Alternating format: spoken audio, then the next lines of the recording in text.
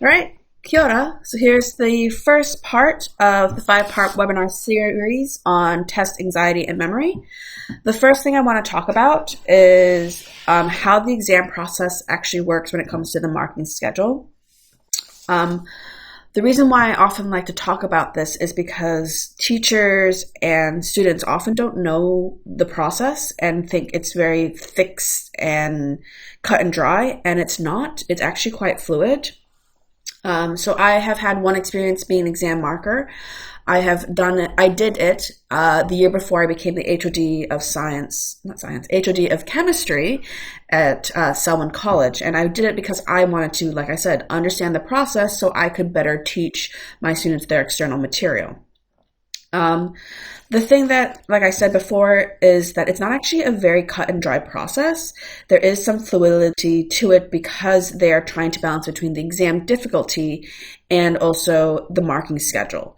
So I'm going to talk about how this process works and then how there are aspects of it that is going to obviously affect our high equity index students more.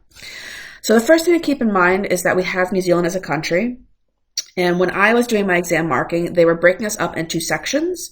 So say, for example, I was living out east when I did my exam marking, East Auckland. And so they paired me up with other kind of like central teachers to do the exam marking. And we were marking asses and bases at level 1.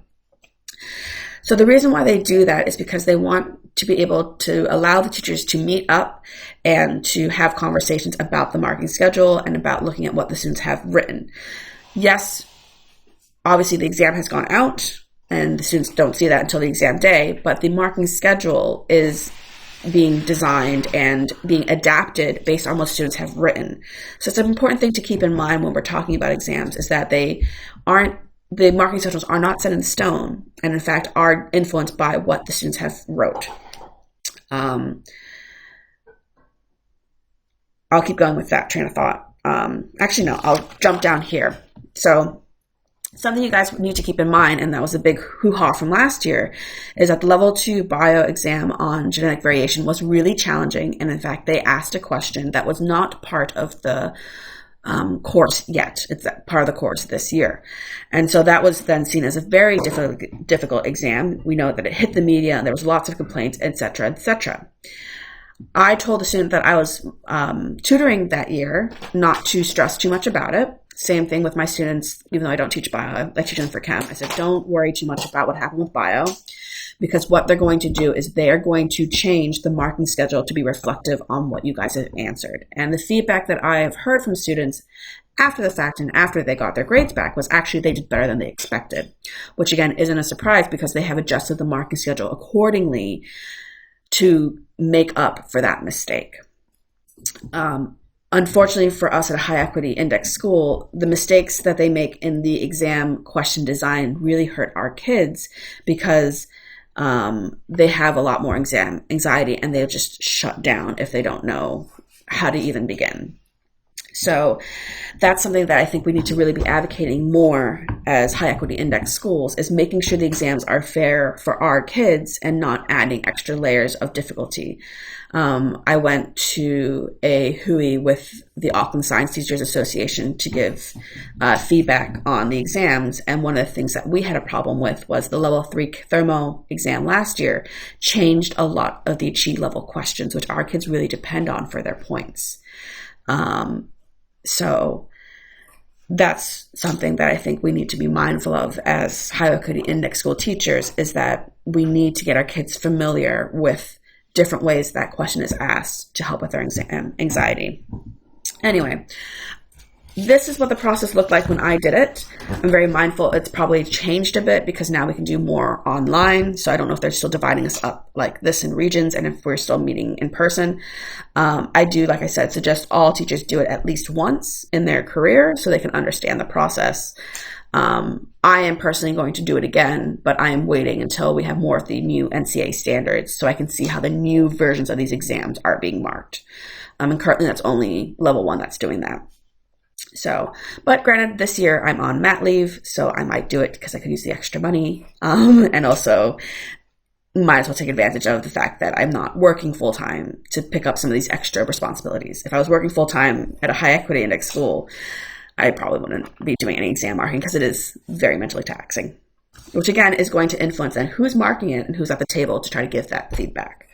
So what I'm trying to say to high equity index school teachers, if you have the capacity, do some marking. Anyway, so they break us up into regions. The reason why they do that is because they want us to have a lot of meetings together. When you are designed as a group for marking, they have a lead marker or lead markers, and they're the main ones just trying to manage the group.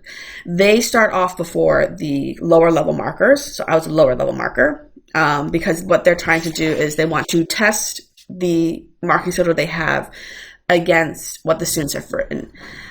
At the time that I did this, I believe they were doing 40 guinea pigs as the first set, and they did actually call them guinea pigs just to kind of see where the marking schedule was matching with what the students have been writing. And then what they do after that is we start as an official group, and the lower level members, like me, were also marking based on the marking schedule they've given us. And we had to be check marked throughout that process to make sure that we were correctly doing that. And the managers then of that group was also using that information to say, do we need to change anything in the marking schedule? If they do change anything in the marking schedule, everybody, including the ground level markers and the leader markers, need to go back and remark anything that they used on the old schedule. So there's a lot of tediousness to that and repeating of that process. Eventually, after we feel that we are confident with the information that the students have written and the questions that we've asked, we then quote unquote lock the marking schedule, and then that is what we're using for everybody. The way that we assess whether or not it is a fair reflection on what the students are doing is we have certain percentages of students that we are expecting and not achieved and achieved a merit or an excellence. So there are those percentage ratios. When you are a marker, you're entering this data in so that way you can see if you are allocating the marks correctly, etc., etc. I would say for generically sense, because you know how each exam is given, each standard has a certain range of what you need this many points for an achieved, this many points for merit, this many points for an excellence. That also can vary. My general feedback is that markers in general, we are human. We all do interpret things differently. We are getting double checked. I would say for the most part, all markers are generally on the right grade mark. There is, though, some fluctuation between markers about maybe 1 or 2 points. And that's just natural human kind of interpretation. So it is pretty normal for me to mark and give, a student, say 16 points, and my check marker goes, actually, I would have given this merit point, so you should have 16 or 18 points, or 6, sorry, I don't even remember the number I said. I could be, as a marker, give the student 15 points, and my check marker goes, no, actually, I think this is 17. So it is fair to fluctuate 1 or 2 points. So my general advice to students when they get their exams back is if they want to send things back for remarking and double checking, only do so if you are on the borderline between a grade. So for example, this one here, the excellence mark was at 19 points. So if you're sitting on an 18 or a 17, I would suggest the student to get it remarked because that is within the margin of error of markers. It might go up, but it's definitely not going to go down because we think if you're already sitting at, 17 points and you lose 1 or 2 points, you're still going to be in the merit zone, and so you're fine. But if you're pretty solidly in the merit zone, like if you're sitting at a 16, it's very unlikely you're going to get 3 extra points to get up to 19. So that was just kind of my general advice to students, and that's useful for you guys to know and for students to know, so that way it can help ease a little bit of that anxiety. That there is some flexibility there.